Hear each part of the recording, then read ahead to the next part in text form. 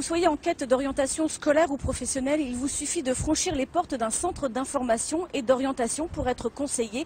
Comme 3 autres CIO dans le Rhône, celui de Rieux-la-Pape fermera ses portes en janvier prochain pour déménager. Le centre d'information et d'orientation de Rieux-la-Pape va quitter la ville pour la Croix-Rousse. Si les 3 conseillers d'orientation psychologues passent la plupart de leur temps dans les établissements scolaires, ils reçoivent 900 personnes par an dans ces locaux. Un public dont l'orientation avec le temps s'est complexifiée. Beaucoup de décrocheurs scolaires passent ici.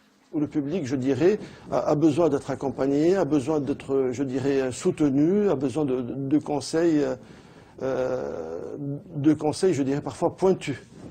Déménager le centre d'information et d'orientation de Rieux-la-Pape, c'est pour l'éducation nationale rationalisée. 3 autres CIO dans le Rhône sont concernés. Dessines, Vaux-en-Velin et Lyon-Ouest vont aussi être regroupés sur d'autres sites.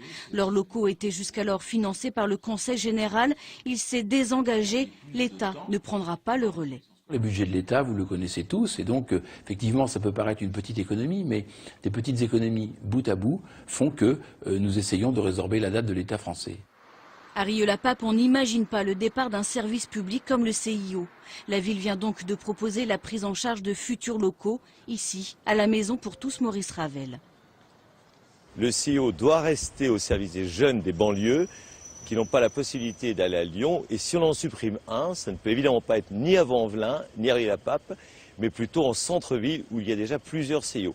Les difficultés des jeunes des collèges ne sont pas les mêmes dans nos villes de banlieue et dans les villes-centres. Le maire de Rieux-la-Pape aimerait bien jouer les Pères Noël, mais ce sont dorénavant les ministères de la ville et de l'Éducation nationale qui décideront de l'avenir du CIO de la ville.